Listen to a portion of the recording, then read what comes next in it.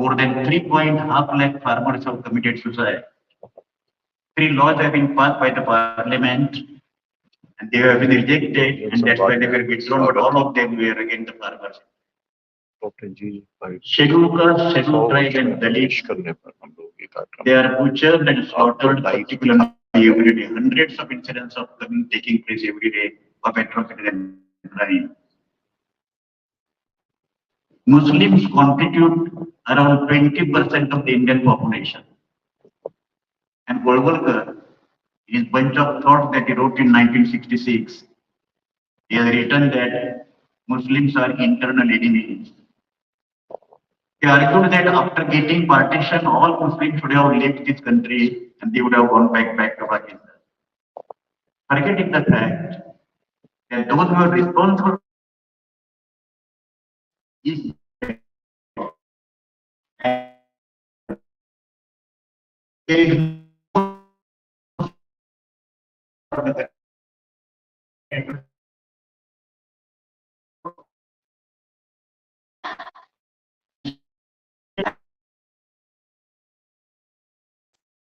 this land is a land of 5,000 years civilization. Hindus, Muslims, Christians, Sikhs, Parsis, Buddhists, Jains, all have contributed to the what is called Indian culture. Of course, Hindu culture is the main component of Indian culture. But there is fundamental difference between Hindu culture and Indian culture. That's why Muslims understand during last 10 years or so, how they are stigmatized, how they are isolated economically, politically, socially. Because the present government feels that without a single vote of Muslim, we can come to power. Out of thousands of MLAs of the Bharatiya Janata Party across the country, not even 2 are Muslims. Out of 306 members of parliament, not a single Muslim. That's all of us who consider yourself as Democrats. And let us try to think about exactly what is the status of democracy. All democratic institutions are attacked. Parliament is not safe. Now here I don't refer to parliament that only 5% went into the Lok Sabha and they made the breach of the security. But because the opposition political parties will we stop this distributing? Gentlemen,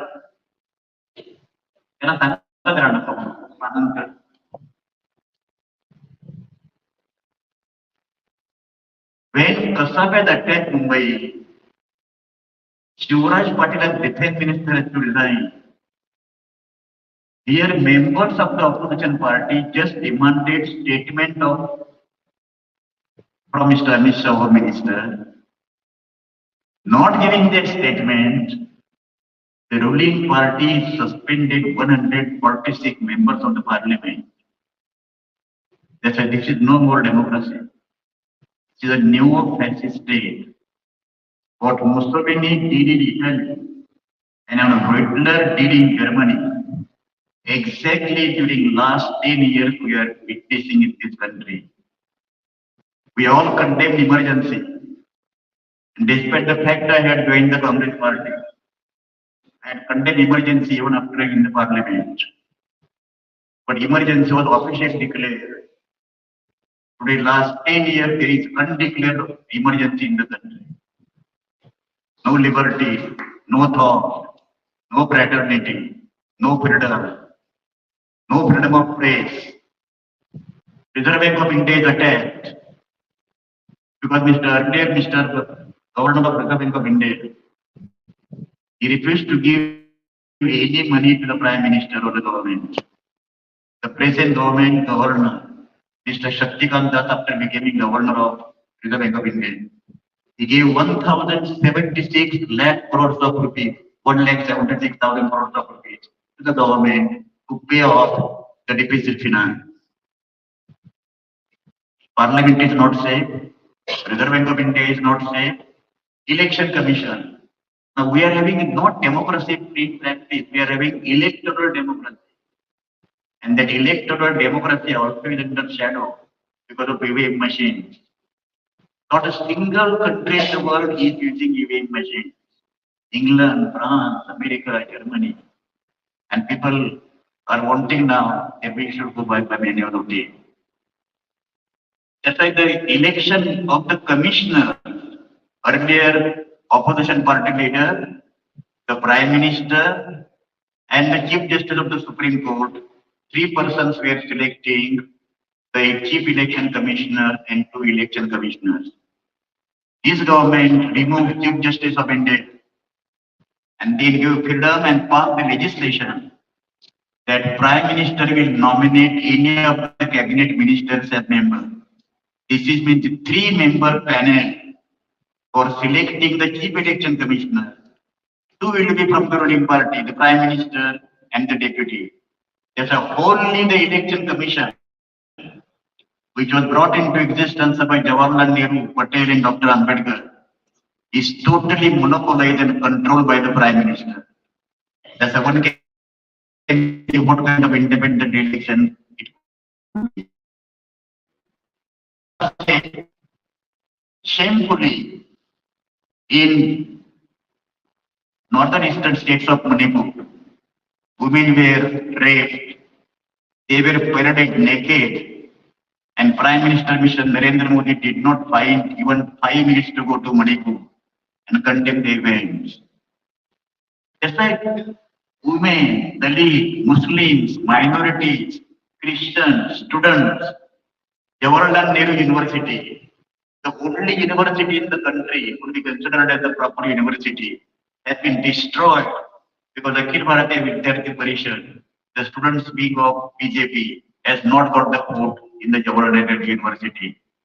You name anything and you will find Supreme Court is not free from attack. Supreme Court is struggling to maintain its independence, but even Supreme Court is not slowly depriving its freedom. Other day, what happened? 10 persons were taken into custody for interrogation. 3 persons died. 4 years Kashmir is under military rule. Now this kind of atrocities, this kind of anomalies, this kind of crimes, there is no an order in the situation. Crimes against women, Mumbai city that you are talking about. Mumbai is second after Delhi. My wife, we were 12 years in Delhi, my wife used to say that as early as possible, let us go back to Mumbai. But Mumbai is second. And unfortunately, the middle class is totally silent. The middle class, during the days of Mrunal Gore and Aishwarya Annekar, is no more middle class today. We have become extremely self-centered. We have become what is happening in the stock exchange. Because stock exchange is coming to 72,000 index and people are getting appreciated value. And historically we made the blunder. And I discussed this with GJ completely. It is wrong to take the prerogative of being the president of this commission. But we never fought. Congress, Socialists, and Communists never fought against the communal ideology of RSS or TXS. Communists always considered religion as superfluous because they distorted Marxism. Socialists always confused between Marxism and Gandhism. That's why neither Gandhian nor Marxist. And Congress, with the ruling political party, they never found it necessary to confront this ideology. And we are paying price for that. We have got tremendous respect for Dr. Ram Manohar Lohia. Lohia was the first to bring BJP and Johnson up to the states and made the of 1977. He went further and brought BJP and Johnson directly into the center. We are paying heavy price for this. And so those we are considering ourselves not socialists or liberal Democrats, we have to think the educated people, the learned lawyers, the professors, the teachers, the authors, the writers, the film industry personage. In the film industry has contributed immensely to the national integration. Hundreds of PhD theses cannot do national integration. That much integration has been done by Hindi film. And I am proud of Hindi cinema's contribution to national integration. that this is the time to fight for GJ when we are celebrating 99 years. This is the time to fight for second freedom. We are no more democracy. And suppose by chance, in 2024, if we are not able to contain and defeat the communal forces in the country, let me tell you, this is the last function we are organizing in this university. University will not allow you to organize the function. We will all directly under the control of the central government. All the vice chancellors directly appointed with the consent of the central government, and those who are not subscribing to RSS ideology, they will not be appointed the vice chancellor. As a whole system is becoming explosive, and Gigi, your centenary celebrations are exactly coinciding with pathetic conditions of the democratic state in the country. That's why it is time to forget the petty differences and come together, because we are losing the freedom very fast. 150 years struggle under the leadership of Gandhiji gave us the freedom, and we did not sacrifice much for the freedom. The way Europe has fought for First and Second World War, we have got the freedom very easily comparatively because of Gandhiji's non-violence and satyagraha. But this is time, and if we fail to control, if we fail to contain the fascist forces, the communal forces in the country, let me tell you, we shall be losing the constitution, we shall be losing the freedom, we shall be losing the liberty, equality, and fraternity. I hope that we all take the oath that when we are celebrating conclusion of 99 years of our dear and respected Gigi is a family name for Maharashtrian Socialist Movement. Let us commit ourselves that under no conditions we shall allow fascist forces to come back to power in 2024. Thank you very much.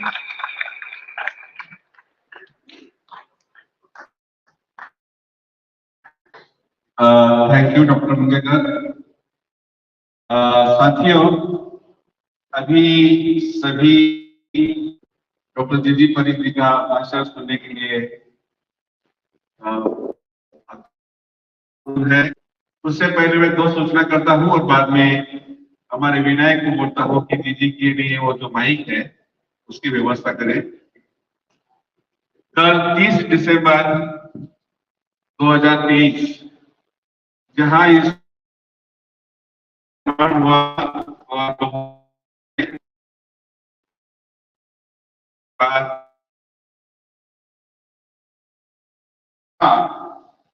आसपास के गांवों ने, ग्राम पंचायत के लोगों ने जीजी का जन्मदिन तारा में मनाने का निर्णय किया है।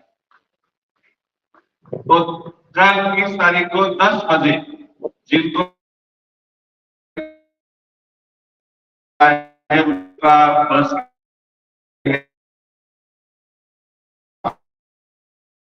देश में आकर जीजी की और वो जो रैली है होगी, गांव की महिला होगी, गांव के बच्चे होंगे। जो स्कूल हमने 30 साल पहले वहां निर्माण किया है, वो 30 साल के हजारों बच्चे पास होकर चले गए, लेकिन सैकड़ों बच्चे कल वहां मौजूद रहेंगे। हमारे इस पर में हमारा ग्रामोद्योग है, विलेज इंडस्ट्री है। विलेज इंडस्ट्री में जो भी कोई बनता है, जैसा यहाँ देखा कि एक मिट्टी की हमारी टोकरी है, जो हमारे तेल है, हमारे साबु है, जो भी है वो हमारा वहां बनता है। वहां हम किसी को रोजगार देते हैं, तो वो कार्यकर्ता वो उस रैली की तैयारी कर रहे हैं। उनको यहाँ आने का था, लेकिन हमने उनको रोका और कहा कि कल हम लोग बड़ी ताकत से करेंगे। तो हमारे सभी साथियों को, आपको भी मैं न्योता देता हूं, जितना पॉसिबल है वो आप सुबह वहां तारा में आ जाइए। दूसरा, अभी एक सूचना करता हूं, बाद में जीजी का भाषण होने के बाद 21 जनवरी को जीजी के सीनियर दोस्त प्राध्यापक मधु दंडवते जी का भी एक जन्मदिन का समारोह जन्म शताब्दी समिति की है।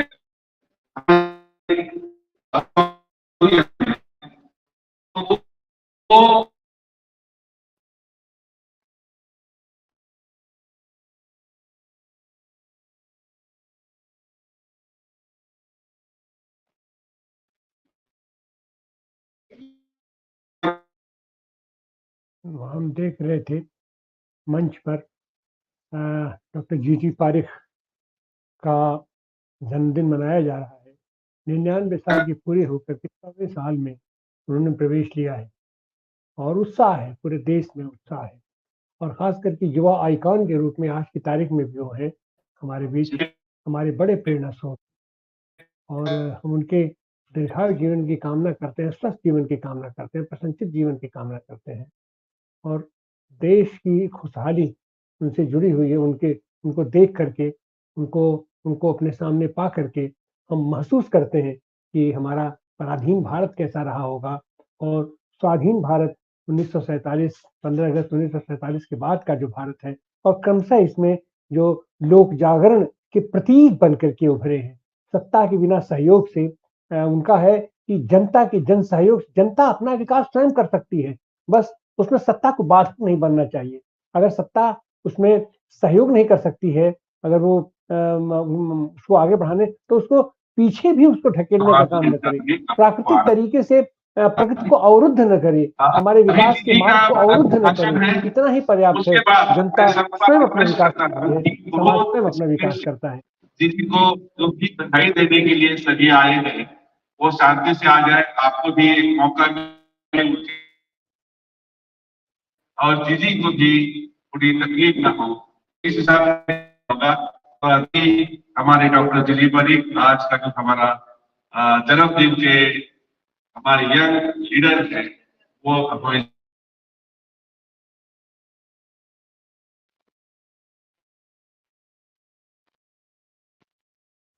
साथियों यहाँ विद्या चौहान और हमारे डॉक्टर जी नीरज जैन लोकायत के सभी साथी आए जिनका नाम नहीं लिया वो थोड़ी सी माफी चाहता हूँ, लेकिन सभी साथी हर एक अपना योगदान, अपना कॉन्ट्रीब्यूशन हर जगह पे, हर इलाके में कुछ ना कुछ काम करते हैं। तो ऐसे साथियों का यहाँ आना बहुत शुक्रिया है। राजमान जी, डॉक्टर मुंगेकर, हुसैन दरलाई और मेरे करीब मजदूर हुए थे और तो काफी समय हो चुका है, इससे मैं ज्यादा वक्त आपका नहीं लूंगा। राजभवन जी से सही कहूँगा, मैंने उनको सुना है, वो एक्सटेंशन में आया करते थे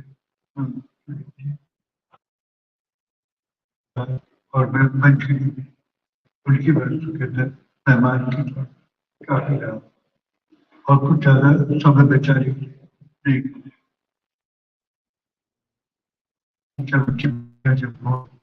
तब दंडोची की वजह जो शुरू हुई वो कभी न कभी मेरे जन्म में मौका और जब कभी मेरी तारीफ को मैं सुनता मुझे लगता है कि सभी पनिशमेंट है। मैं क्या हूँ ये बात किसी नहीं है, मेरे लिए जो बन चुका है वो है। मैंने जो सोचा आजादी के आंदोलन का मैं प्रोडक्ट हूँ, उन विचारों को मैं मानता हूँ, मेरे ऊपर गांधी जी विचारों की असर है, उन समाजवादी असर है, उन विचारों को क्या वो स्वप्न का और वो स्वप्न जब तक साकार नहीं होती इसलिए मैं मानता हूँ कि जब मैं सुनता हूँ और तो कुछ लेकिन एक किस्म की का गिल्ट या अपराध बहुत मेरे अंदर इतना चाहता हो जाता कि मैं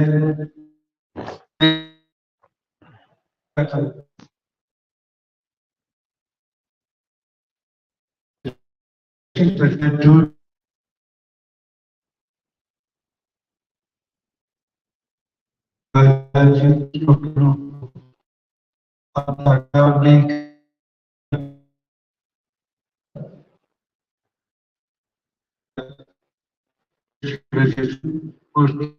कभी साकार कोई ऐसी परिस्थिति अब मैं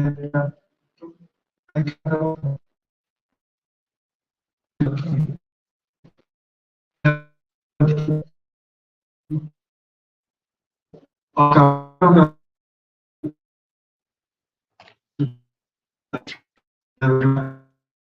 के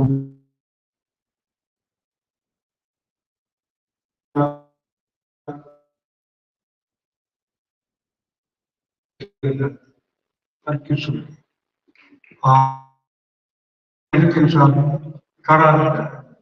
आपको जिस तरीके से आजादी के आंदोलन में हमने इस चीज के बारे में तो ज्यादा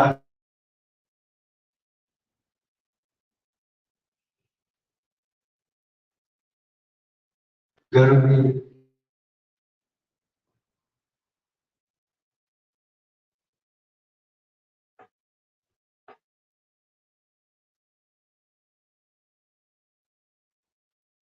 वहाँ कार्यक्रम चल रहा लेकिन है, आज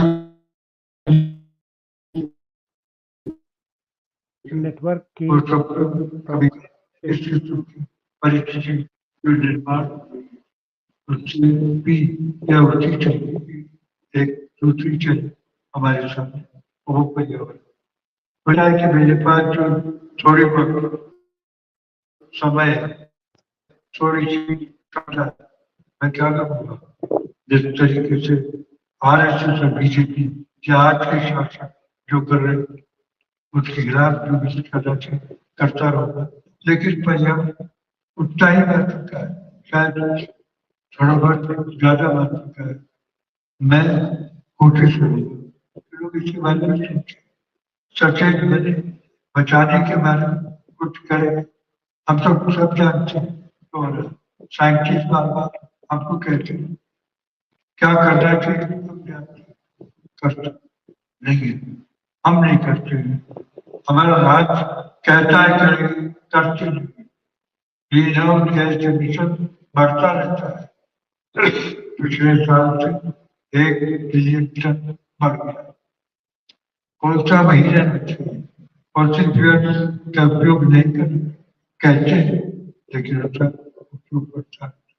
और आज की जो परिस्थिति, आज की अर्थव्यवस्था है, अच्छा तो पॉलिटिक्स उसके अंदर जो हो रही है, इसको लेकर के मुझे लगता है हमको बहुत बड़े पैमाने आंदोलन करना पड़ेगा, लोगों को सचेत बनाना पड़ेगा और जो चीजें आसानी से लोग माने वो चीजें कहनी पड़ेगी। गांधी जी वेस्टर्न सिविलाइजेशन बारे में क्या आइडिया, उन्होंने वेस्टर्न सिविलाइजेशन को जिस तरीके से रिजेक्ट किया, हमको आज की विकास की यात्रा रिजेक्ट करना पड़ेगा। ये विकास नहीं है, ये विनाश है, उनकी वजह से आज जो होगा हम भुगत रहे। अमेरिका यूरोप अफ्रीकन मैं नहीं चाहता वो हमको लूट करके हमारे देश को मार करके बहुत पैसे वाले हो सकता है मून पे जाके या और किसी प्लैनेट पे जाके बस जो है हम तो हमको उनके जिस तरीके से टेक्निकल सॉल्यूशन की बात सोचे उसकी जगह पर गांधी जी विचार को लेकर के कुछ नई चीज कहने जो छोड़ी चीजें उसमें ये कहने की मैं कोशिश मेरी तारीफ बहुत हूँ, कोई मतलब नहीं उसका, लेकिन मरने के पहले अगर मैं कहता हूँ मेरे कुछ मित्र कहता कि मैंने कुछ किया तो मेरा थोड़ा सा जीना और थोड़ी सफल होगा।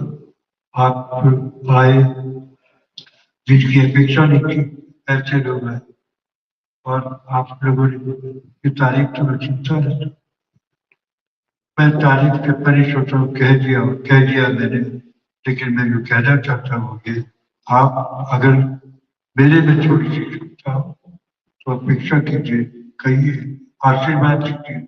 मेरे आखिरी दिन में दो तीन जो चीजें कर मैं करता हूँ। एक और हमने गांधी जी के विचारों के लेकर के या कुमार जैसे लोग के विचारों को लेकर के एक ऑल्टरनेट मॉडल बनाने की कुछ आप आइए देखिए। हम बहुत अच्छा कर रहे हैं, मानने की जरूरत नहीं, लेकिन उसको देखिए उसको डुलाने की कोशिश की। हो सकता है कि आज के मॉडल के खिलाफ आपको कुछ करने का विचार आए। हमने समाजवादियों ने आजादी के आंदोलन के हिस्सा कोऑपरेटिव सोसाइटी करनी चाहिए तय किया। काफी दिल्ली में बहुत बड़ा प्रयोग हुआ, महाराष्ट्र में बहुत ही ज्यादा प्रयोग हुआ, पंजाब में, और हमने बोलना बंद कर दिया। मैं तमाम समाजवादी, तमाम गांधी जी के मानने वाले लोगों, तमाम एक्टिविस्ट, तमाम भाइयों आज जो कहूँगा एक ऑल्टरनेट के तौर पर आप कोऑपरेटिव, हम कहते हैं अगर एक साथ हमसे जनशक्ति बढ़ती है कोऑपरेटिव में, कॉम्पिटिशन नहीं है, कोऑपरेशन है, हम एक साथ का कुछ विचार फिर से लाने का, तो हम मॉडल को आइए देखिए सपोर्ट।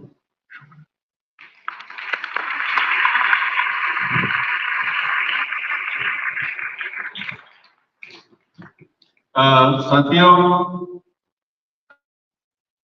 दीदी ने बहुत संक्षिप्त में आपके सामने विचार रखे हैं। कल भी उन्हें बोलना है और काफी इनके बारे में आपने कहीं पढ़े होंगे, इंग्लिश अखबार हो, मराठी हो, टीवी हो या यूट्यूब पे दीदी की काफी मुलाकातें छपकर आई है, वीडियोज आए हैं। आप सभी को शायद दीदी के नाम से देखेंगे तो हो जाए। अभी हमारे जो कमेटी निर्माण किया हमारे से दीदी नानीराव जी वो थैंक्स ऑफ नोट करेंगे। और यहाँ हमारे रमाशंकर सिंह जी जो आए हैं, एक जो हमारे, तो उनका यहाँ से स्वागत करते हैं। उदय दंडवते और काफी लोगों को यहाँ बोलने का बहुत था, लेकिन समय के कारण से नहीं करते हैं। तो अभी नितिन राणीराव जी, उसके बाद हमारा राष्ट्र के साथ कार्यक्रम समाप्त।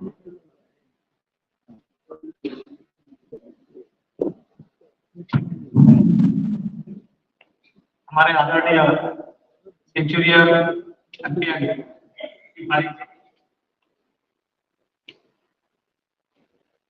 99 बर्थडे हम लोग आज मना रहे हैं, मना चुके हैं। 1 तारीख से सेंचुरी में पदार्पण करने वाले जी हमारे यहाँ राजभवन गांधी ने कहा कि जीजी को देना चाहिए। हम लोग सब समाजवादी विचारों के गांधी को मानने वाले हैं। मेरे साथ तमाम बैठे हैं। आज की जो सरकार है वो दबाने वाली सरकार है, राज्य घटना को कुचलने वाली सरकार है। आने वाले मई में लोकसभा का इलेक्शन होने वाला है। आज मैं अपने साथियों को हम लोग 5 महीने में ऐसा आंदोलन करें कि जो दबाने वाली सरकार है उनको गिरा कर एक हमारे हमको सबको लेके चलने वाली सरकार लाएंगे। कोई सबसे बड़ी गिफ्ट जीजी को होगी, ऐसा मैं समझता हूँ। और मुझे जो आभार प्रसन्न का काम किया है मैं करके जा रहा हूँ।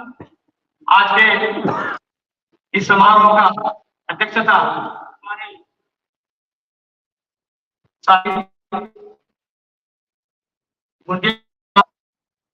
समय दिया उनका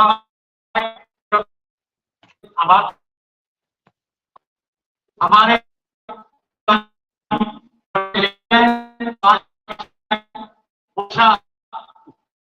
लेक्चर को मिला तो सभी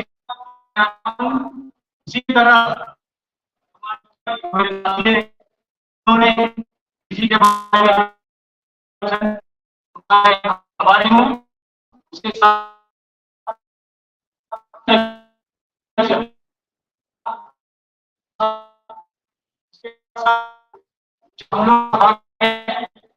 उस समाज को मिलना को गिराने के लिए यहाँ के सेशन अध्यक्ष संबोधन के लिए शरद पवार जी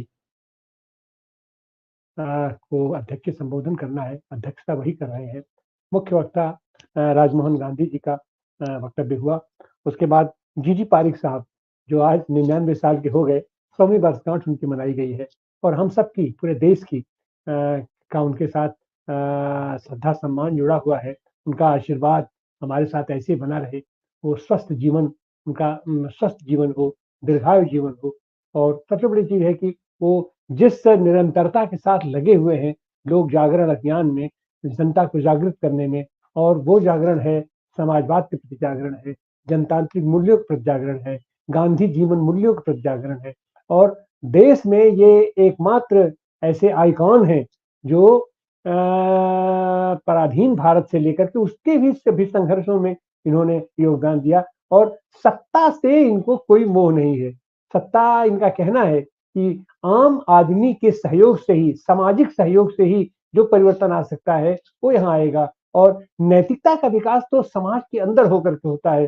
सत्ता के सहयोग से सत्ता का जैसे ही सानिध्य होता है तो नैतिकता का ह्रास होना शुरू हो जाता है। सत्ता ऐसी अफीम है, सत्ता ऐसा रोग है कि उसमें जाकर के तमाम उल्टे सीधे काम करने ही पड़ते हैं। वैमनस्यता बढ़ती है, तरह तरह का बढ़ता है। लेकिन समाज का उत्थान सामाजिक नियमों से होता है, सामाजिक सदाचार से होता है, सामाजिक अनुशासन से होता है, समाज का अपना अनुशासन होता है। तो हम बहुजन संवाद की ओर से और पूरे देश की ओर से और युवाओं की ओर से, खास करके युवा जागरण की आज भी वो प्रेरणा स्रोत है। उनके यहाँ तमाम युवा, तमाम प्रशिक्षण शिविर वो चल रहा है पूरे देश के पैमाने पर।